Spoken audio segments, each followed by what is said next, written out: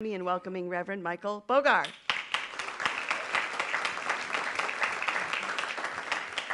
And that said, let's all stand and greet one another.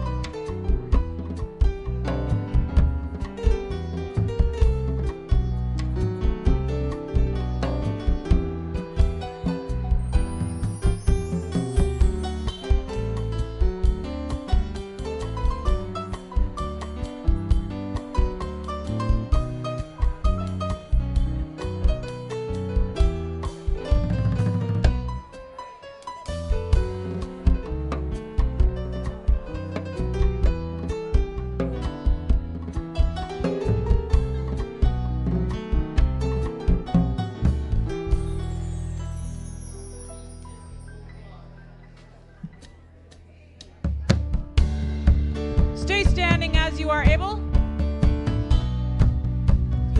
This song is called Forever. Many of you have sung this several times, but it's pretty easy to learn.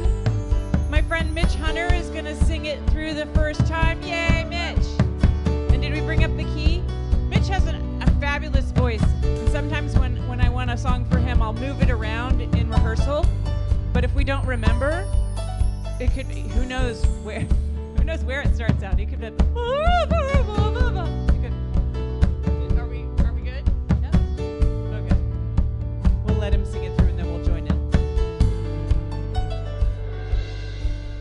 Forever God is faithful. Forever God is strong. Forever God is with us. Forever, forever, forever God is faithful. Forever God is strong. Forever God is with us.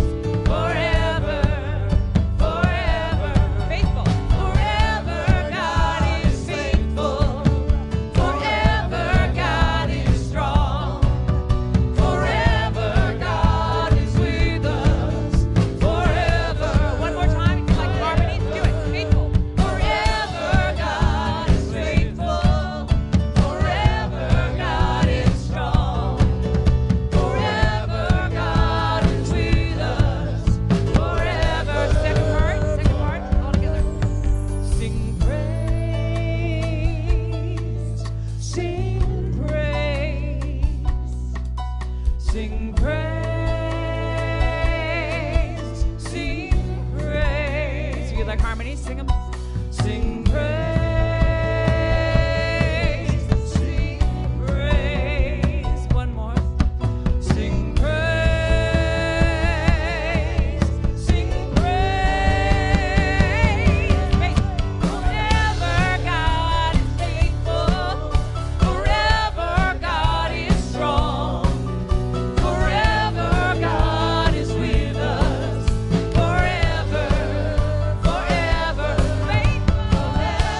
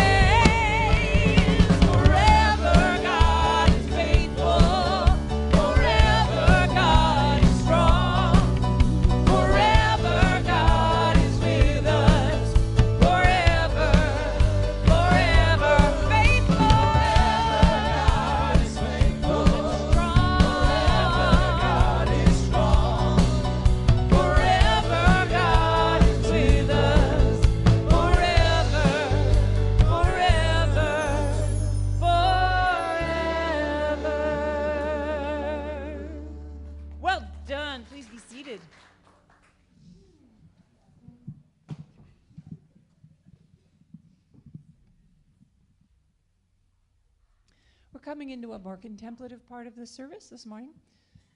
And in the center of every Unity service, we make time for a meditation.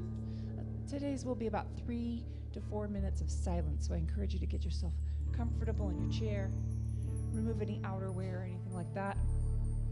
If you have a cough drop that's got one of those crackly papers, take it out now. Don't you wish they gave you that option in the beginning of a theater? Take it out now, just have it ready. But we usually go into this more contemplative part of the service with a chant that we sing together, and it helps us breathe more in unison, and it can actually get our hearts beating more in unison. It's really a very effective, it settles us individually, but it also binds us together as a community. This one comes from Gina Salah, and it's Jai Bhagavan. And it just means, functionally it means, yay God. But in the translations that you'll find online, they usually say, victory to the divine within, or victory to the divine. Really, it's just yay God.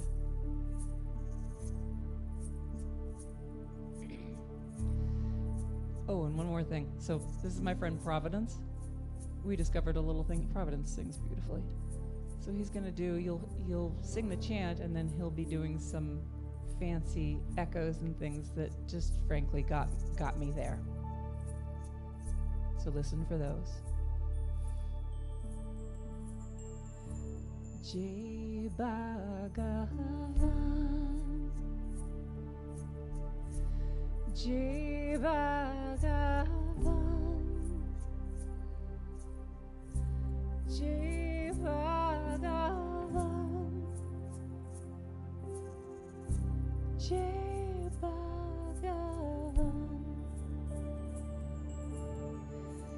Jai Bhagavan,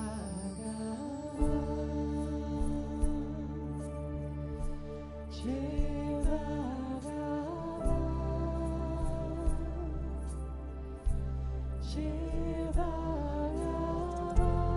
Jai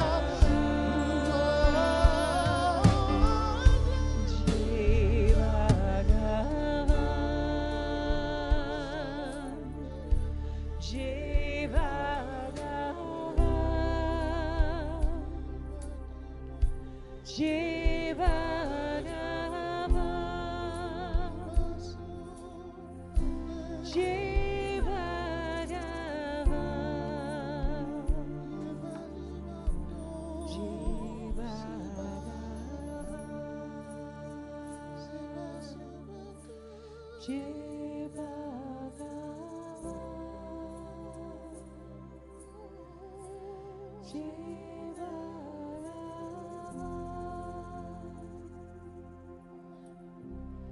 Jai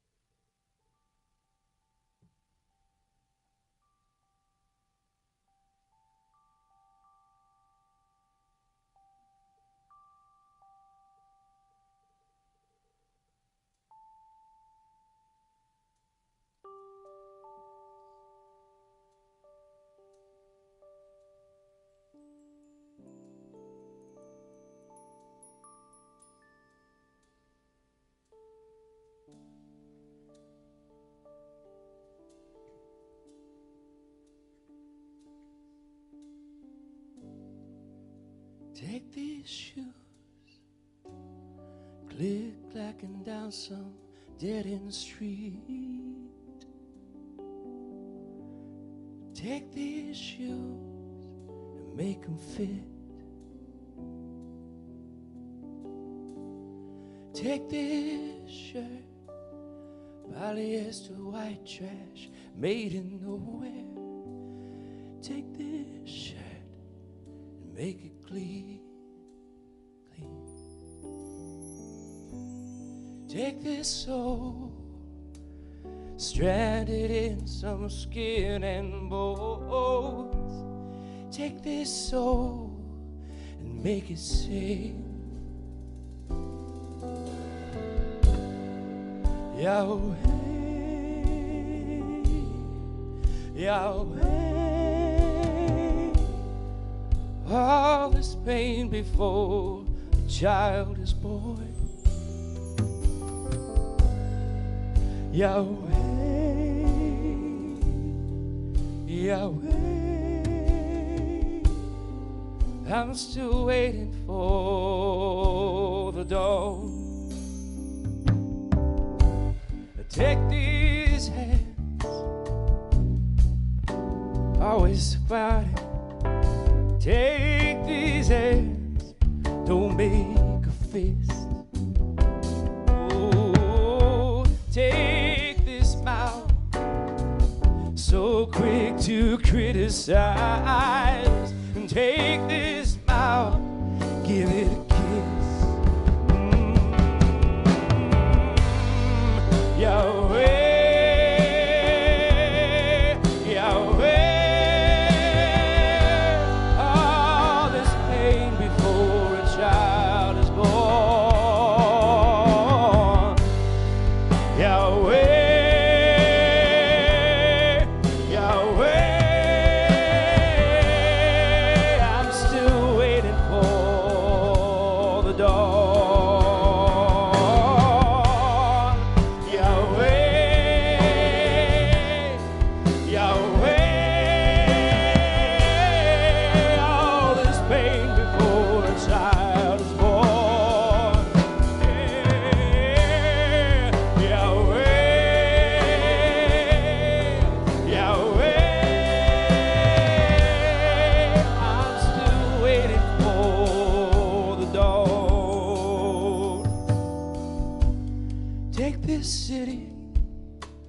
City should be shining upon the hill. Take this city, if it be your will.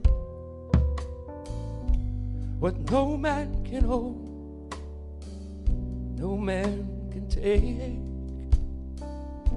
So take this heart, take this heart, take this heart, and make it break.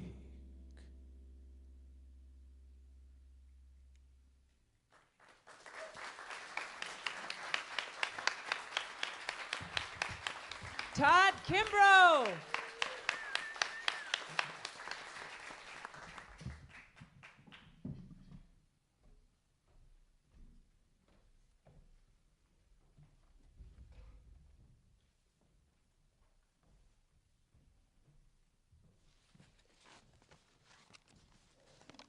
Thank you. Is this on? Yep. You all are very fortunate to have these people here doing the worship. Thank you. All right. You know, a lot of times when speakers start out, they take you down this trail and leave you lost. Do you ever notice that? So I want to say right out of the gate that this morning I want to talk to you about the ego. Now, how many of you, when you hear the word ego, have a positive thought come to mind? Wow. One, like this. Two, now. It's like asking if there's a Republican. Wait a minute. How many of you have a generally negative view of the ego? All right, some of you are not answering here. That's okay. More hands go up. In general, I have found that in the New Thought movement and churches in general, there's a sort of negative take on the ego. And what I want to do this morning is look at this thing called ego. How many of you know what ego means when it's translated? Anybody know what language it comes from? Close. Greek. It's the Greek word for I. So for some weird reason, when they translated Freud back in the 1930s or 40s, instead of translating for the German word ego, or I, ich, right? Is that right? They should have translated I instead of ego. But all of Freud's translations took the Greek word for I because academics like to just screw with you. So the I is the ego. It is the self. It is that thing that is sitting right here in this church, standing here in this church. It's me. Now, a little background on this meditation on the ego. For the last 6 years, and I'm not sharing this with you to get sympathy or to whine, so please don't take it that way. But for the last 6 years, my wife and I have been in probably the most difficult extended period of time we've ever been in. In the last 6 years, I lost a sister to cancer, a brother to suicide, a father to heart failure. My wife lost her father to heart failure and her mother to cancer. And we moved to take care of them, which we did for about 2 years, a move we did not plan or had anticipated. It completely put us in a place of, are we going to uproot ourselves from where we are to go take care? And of course we did. It was the right thing to do. Then, after my father passed away, left me the executor of an estate, and we had a member of the family, I'll just put it that way, come with a lawsuit against us to try to circumvent my father's will, and it felt like one of the biggest betrayals I've ever experienced in my life. So that's been the last 6 years. It's been hell. And there have been a lot of times where I have sat and been in, and I'm saying this because I know there's a few of you that have gone through these sorts of things, sitting alone thinking, I don't think I want to go through this anymore. This is just too much. The ego at this point is saying, I don't like this. So that's what gave rise to this last 6-year study of the ego and has brought me to these conclusions. Now, these conclusions about the ego are for today, and I always start a talk by saying, this is not the truth with a capital T, this is the truth as I understand it now, and that's why I'm part of the New Thought movement, is because I can get away with saying that. I'm not denying the existence of truth, metaphysical, eternal truth. I'm just denying that any one of us has it all, or maybe even a little of it, at one time, and that together maybe we can all get there. So what I'm sharing now is the truth I see about the ego. And I want to tie it to spirituality. I like this bridge here because this bridge is something Aaron picked out without telling me until I got here, and it's a perfect image of what we're talking about because on one side of the bridge is the ego, I'm imagining. On the other side of the bridge is our spirituality. And oftentimes our spirituality does not connect the ego and that spirituality. We talk about the ego as if it were an enemy of spirituality, and if I could just get rid of this effing ego, I could be a spiritual person. Well, what if that's not true? What if that ego is the means to becoming a spiritual person? What if the ego is the seed pod of God? After all, the I am ought to manifest itself as I am, little I, big I. So I'm suggesting here this morning that ego is the infinite showing up on this earth as the seed pod of making a spiritually mature individual. And without the ego, there is no spirituality. So it's not the enemy of spirituality, it is actually the ally. The Bhagavad Gita puts it like this. Chapter 6 of the Bhagavad Gita, where Krishna is talking to Arjuna. Arjuna was sitting in his chariot with an army of 100,000 men behind him, getting ready to go fight his brothers and sisters in the war of wars. And Arjuna's heart fails psychologically, and he says to Lord Krishna, I can't do this. It's a very common comment from the ego. I can't do this. I can't go on with this battle. This life is too hard. And Krishna looks at him and he says, Arjuna, your ego, Atman, Sanskrit, your ego is your greatest enemy and your greatest friend. Let that sink in for a moment. How can my greatest enemy be my greatest friend? Because according to the Bhagavad Gita, the Atman, the I, the self, the ego, is that which moves us along the spiritual path. Could I get the first slide, please? Now, the term I use for moving this ego seed along the spiritual path is soul making. You can call it spirit creation, you can call it salvation, you can call it enlightenment. I don't care what you call it.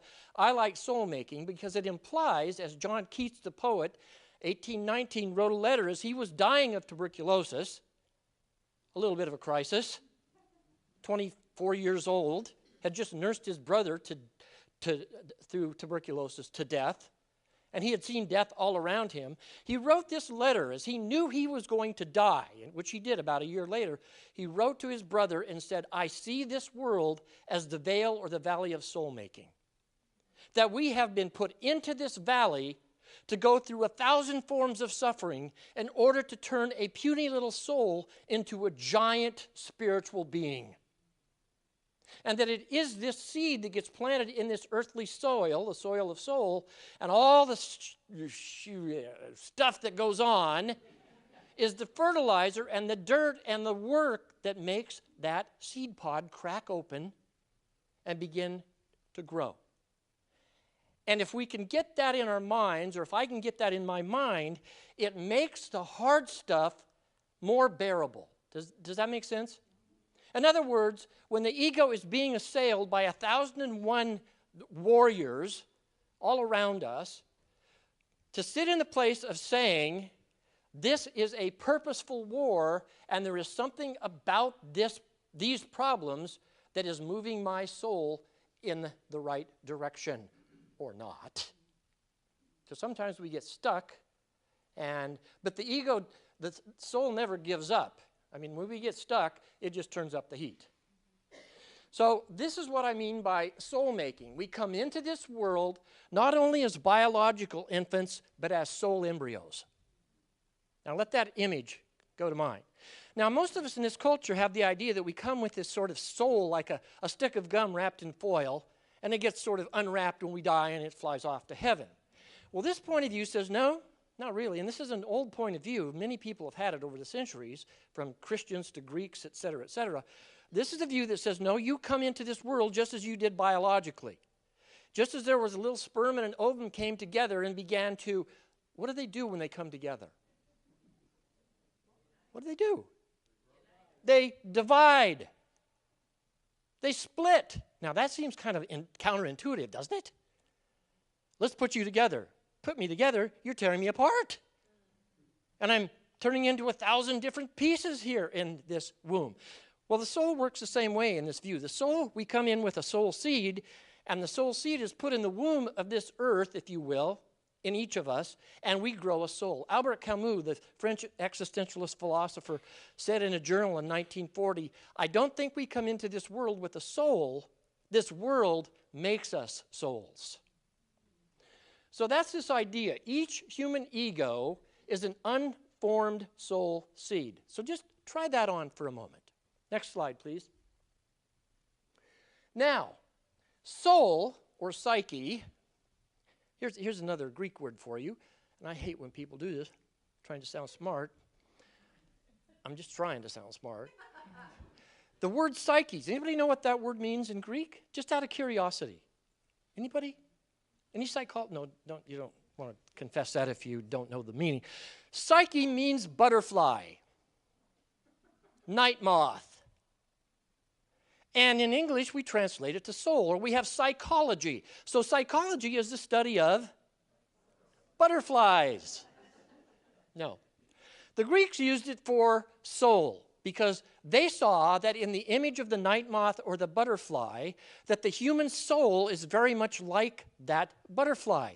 Because as we see in this image, and you all know something about this, how does this little butterfly start out? Eggs, little tiny eggs. And from those eggs comes a beautiful little egoic caterpillar. And then from the caterpillar turns into mush inside the chrysalis. And then there's an enzyme released in that mush, and not until it is completely dissolved in the chrysalis does a little enzyme, this has just been discovered fairly recently, the little enzyme triggers something that turns that mush into a butterfly, and you have the whole cycle of the psyche right there. That is the soul. Now, I'm suggesting that the ego does this very same process. That the soul itself begins as an egg. Turn to the next slide, please. That the soul itself follows this pattern or this metaphor, as above, so below. Have you heard that before? As above, so below. The ego starts out as an egg. Ego. And each of us comes into this world as a little ego. And then that little ego becomes a personality. That's the first step. And how do we do that? How do we become individual persons? What? We learn. When does the learning start? Louder? In the womb. And some would say, if it's reincarnation, before that, it continues to move through various wombs. But that little egg is the ego seed soul, and that little ego seed soul grows a personality, and they're all sitting here in this room right now. That's what you've all been doing all these years, each of us. And then the ego also moves that personality into a state of preserving that personality. That's the caterpillar. What's a caterpillar do? They eat. They find places that are safe to hide out from predators. They do all the stuff that you need to do to preserve your life. That's what your ego does. So the ego is functioning very well. That's what the Bhagavad Gita, I think, meant when it said the ego is your friend. How many of you worry? How many of you never worry? Yeah, people are looking around like, I want to see that person. In this view, worry is a necessary part of the ego as caterpillar. Because worry moves you to do what? To solve a problem. And for God's sake, trust your ego to solve a problem. That's what it does. Fear is part of the ego. Fear, when you're stepping out into the street and you hear a bus coming, your ego says, don't be a fool. That bus could run over you. That fear is from ego. When you're in a situation where you think your welfare might be threatened, and you wake up in the morning and you want to pull the covers over your head and just sleep the rest of the day, the ego may be saying, what? You need to rest. Now, if it's 6 or 7 or 20 days, you may start having a problem. Now, that's where the ego moves up to the next level. It moves from the caterpillar preserving your life to number 3, which is the ego as a disintegrating factor. So, no longer does the ego solve a problem. It's still trying to solve a problem. But sometimes we have problems and what? As far as solutions. Can't find one. And then what do? Then we worry more. And then what do? Cry, get angry, get pissed off, resent the person who has betrayed us. I'm talking about the last 6 years of my life. There were times I would sit and we would talk and we would both say, how can we stop this anger and this hatred we're feeling toward this person? Any of you know what I'm talking about? You ever been betrayed by somebody that you trusted and they just ripped your guts out? And you're like, I can't believe this. Ego. Now, if the ego can solve that problem, solve it. But if you find yourself sitting in that chrysalis, suddenly being wrapped around you, there's nothing wrong, even though everything is Wrong.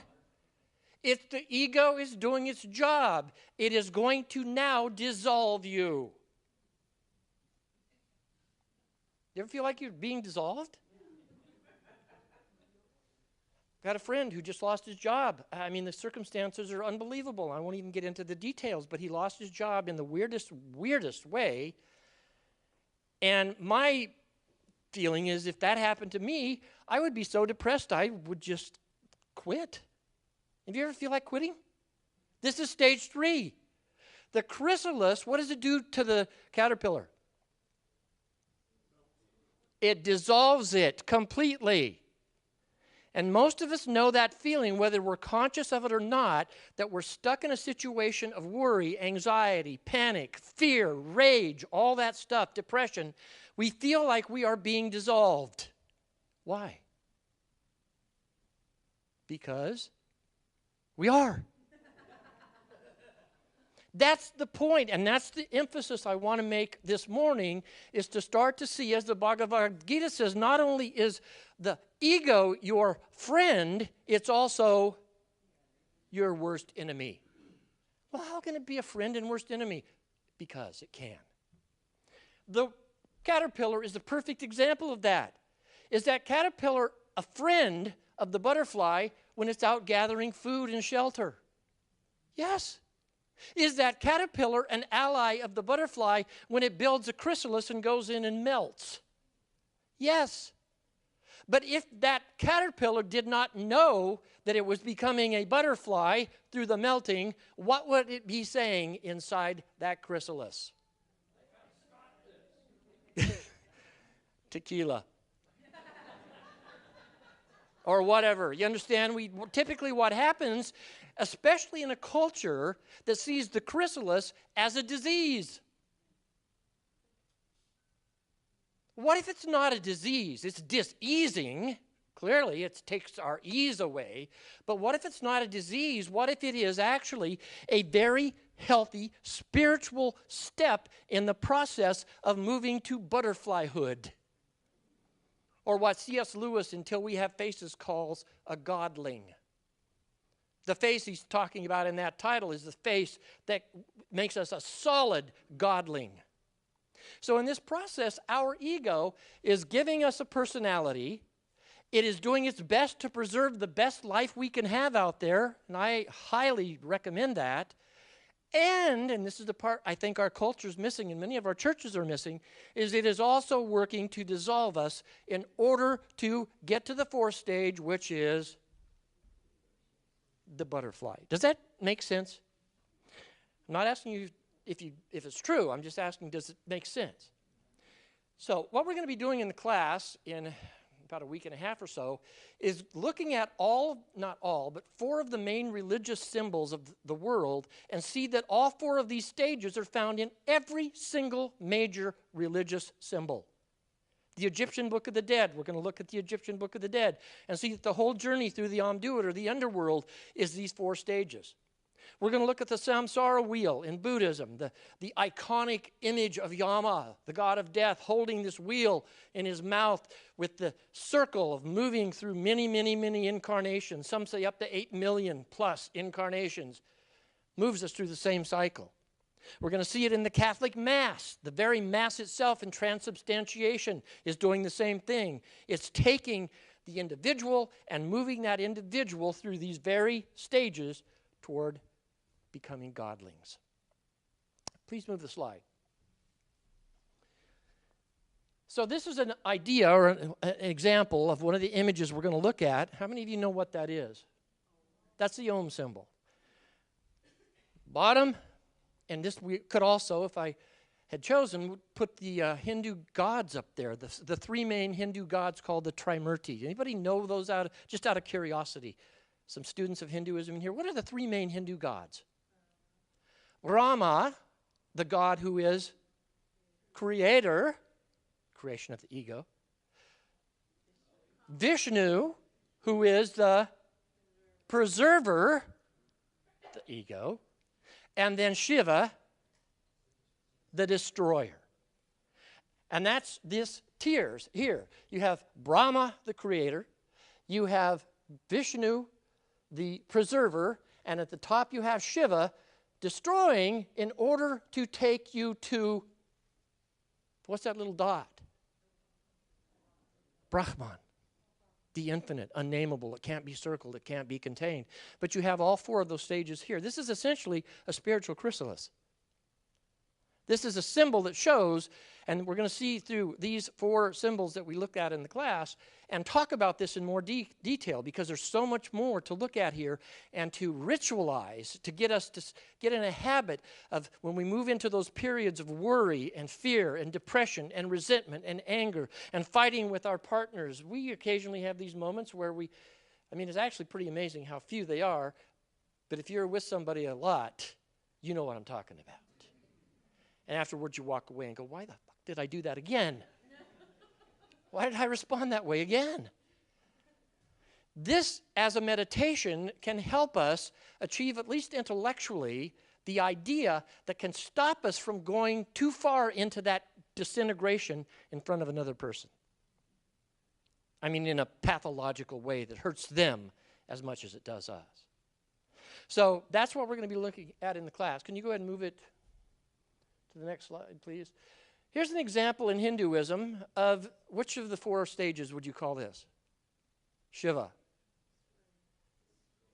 The destruction, disintegration stage. Shiva is the god of destruction that moves you to recreation, which is the last step of the ego. The ego takes us out of the chrysalis and puts us into the butterfly stage, which is that place of spiritual maturity. Shiva does that.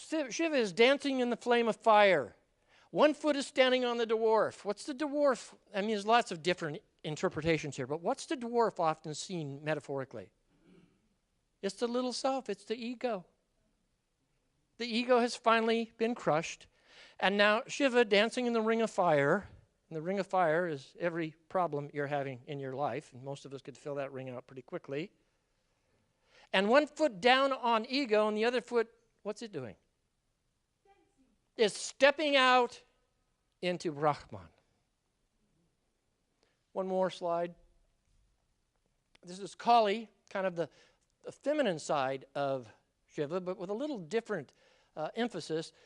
Kali is this god who often has skulls hanging around her neck and a bracelet, also stands on the little dwarfed ego, the old self that's no longer helping, and her reputation is to clear out anything that stops us from getting to the good. So in some ways, to say that we're in the chrysalis and we're dissolving is really a way, if we could start to reframe it, of saying, Kali must be clearing out stuff that's getting in the way of the good. And faith is the thing that we need to keep moving and not go buy a lot of tequila. All right, now in the class, what we'll do is we'll have a chance to look at some of this stuff and have discussions about it. So I highly invite you, or enthusiastically invite you to sign up and come and join us for a discussion of this, because what the class does in part is to ritualize this process. And ritual, the purpose of ritual is to come back and hear music and hear teaching ritualistically, consistently. Ritual is right because right makes right. Comes from the same root word, the word right, R-I-T-E for ritual, comes from the same root as R-I-G-H-T, right or righteousness. So a ritual is something that helps to embed, because you know what, most of us, when we hear a talk, what happens after we leave the building? It's gone. It's like, oh, that was a good talk. What was it about? I don't know, but it was good. Or it sucked. Whatever. It's gone. So to ritualize, that's why the Catholics go to Mass. I mean, anyway. I've said enough. I'm done. Thank you very much. Hope to see some of you in class.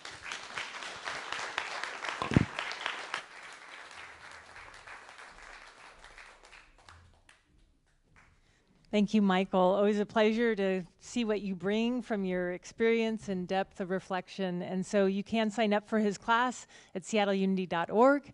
And I know many people would love to take a deeper dive on this.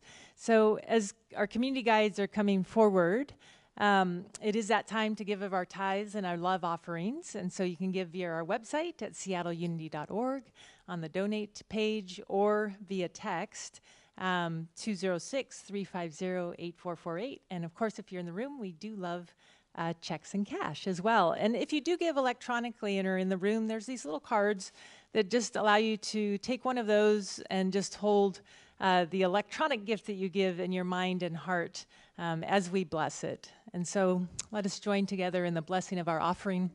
I give willingly, joyfully, and lovingly, knowing that God is the constant source of my supply. I give with graciousness and receive with gratitude. And so it is.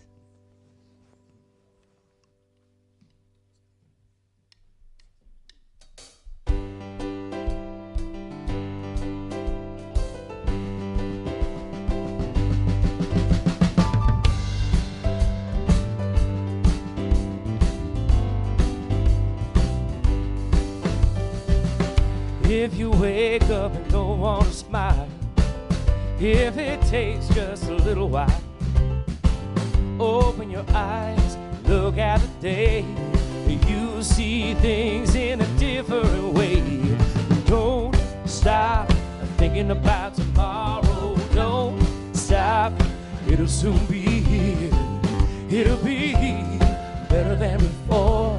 Yesterday's gone, yesterday's gone. Why not think about times to come and not think about the things that you've done? If your life was bad to you, just think of what tomorrow will do. And don't stop thinking about tomorrow. Don't stop, it'll soon be here. It'll be better than before. Yesterday's gone, yesterday's gone.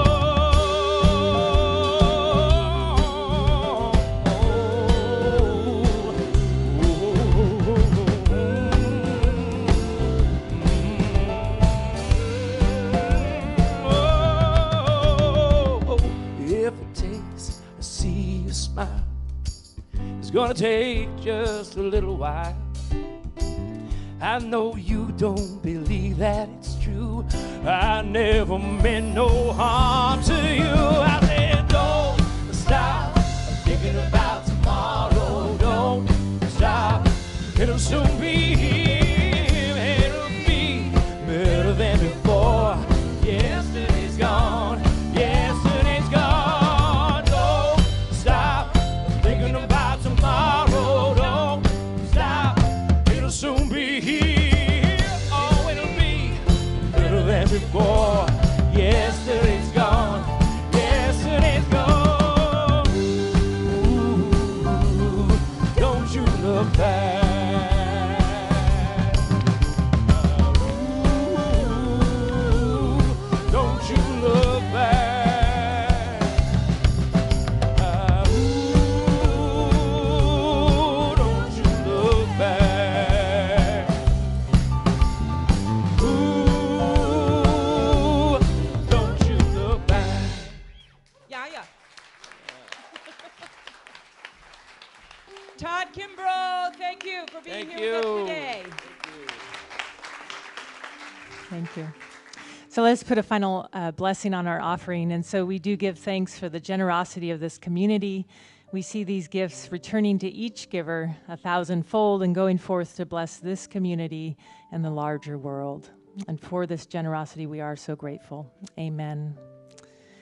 And so we do have our prayer chaplains here to pray with you following the service. And so I invite you to find them if you have a challenge or if you have a celebration. So we often go to prayer just when things are not going well or we have a challenge, but it's also something to pray with others when we have things that are going great and to celebrate those and reinforce those. And so I just invite us to center in our hearts as we join in prayer for those who have requested prayer. And so we call forth the very highest and best in the lives of Sabrina, Sally, and Jake, giving thanks for divine order unfolding for Terry and Scott, Jerry and Allison. We bless Dick and Michael, Steve. We bless Fred, who has made his transition or in process. And if there's anyone else you know in need of prayer, I invite you to speak their name or a place.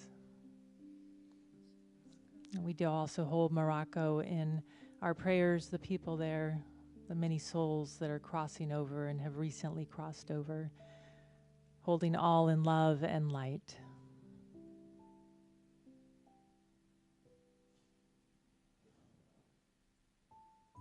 So let us join in our prayer for protection.